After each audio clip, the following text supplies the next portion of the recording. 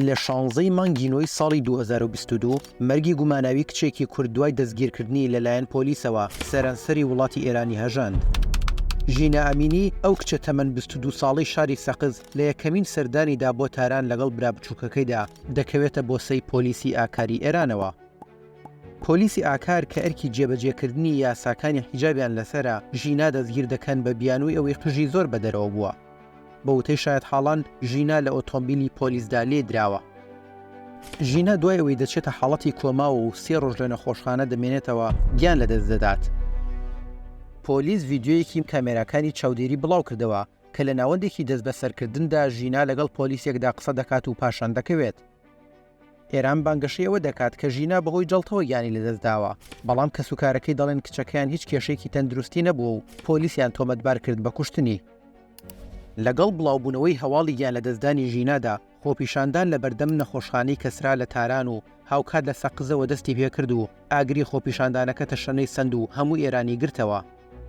ژنان وەک ناڕەزایەتی پرچی خۆیان دەبڕی و حیجابی زۆرەم لێیان دەسووتان. خەڵکی دەڕژانە سەر شەقامەکان و خۆپیشاندانەکان تونند و تیژیان لێکەوتەوە. پۆلیس و هێزە ئاسایشیەکان و سوپا بە زەبر و زەنگ ڕوبەڕووی خۆپیشاندەران بوونەوە. بەڵام زەبر و زەنگی ڕژێمی ئێران نەبووە هۆی دامرکردنەوەی خۆپیشاندانەکان. خۆپیشاندانی گەورە و بەرفراوان بۆ چەندین مانگ بەردەوام بوو زیاتر تەشەنەی دەسەند و پایەکانی ئەو ڕژێمە تەمەن 44 ساڵەیان هێنایە لەرزە. دروشمی ژن ژیان ئازادی کە هەڵقوڵاوی خەباتی ئازادیخوازی ژنانی کورد بوو بۆ ماوەی نزیکەی 40 ساڵ سنوورەکانی کوردستانی تێپەڕاند و بوو بە دروشمی سەرەکی خۆپیشاندانەکانی ئێران. ژیناش بوو بە سمبوڵی ناڕەزایەتی ژنانی ئێران دژی یەکێک لە دیکتاتۆرترین ڕژێمەکانی جیهان. ئەو شەقامانەی کە پێشتر دروشمی مەرگ بۆ ئەمریکا و مەرگ بۆ ئیسرائیلی تێدا دەوترایەوە لەلایەن لایەنگرانی ڕژێمەوە لەگەڵ شۆڕشی ژینادا دروشمەکان گۆڕان بۆ مەرگ بۆ خامنەیی و مەرگ بۆ دیکتاتۆر.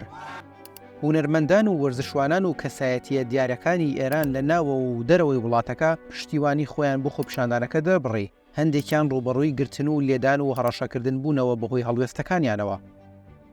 ئێران حزبە کوردیەکانی تۆمەتبار کرد بەوەی لە پشت خۆپیشاندانی شارە کوردیەکانەوەن، بۆیە چەندین جار بارەگای حزبە کوردیەکانی ئێرانی لە هەرێمی کوردستان بردومان کرد و هاوکات بەردەوام فشاری دەخستە سەر عێراق و هەرێمی کوردستان بۆ چەکداماڵینی ئەو هێزانە. وا ساڵێک بەسەر مەرگی ژینادا تێدەپەڕێت. بە گوێرەی ئامارەکان تا ئێستا لانی کەم 537 کەس لە کاتی ناڕەزایەتیەکاندا کوژراون کە 71 کەسیان منداڵن. هەروەها 7 خۆپیشاندەر لە سێدارە دراون و سەدان کەسی تریش بریندار بوون و زیاتر لە 20,000 کەسیش دەستگیر کراون.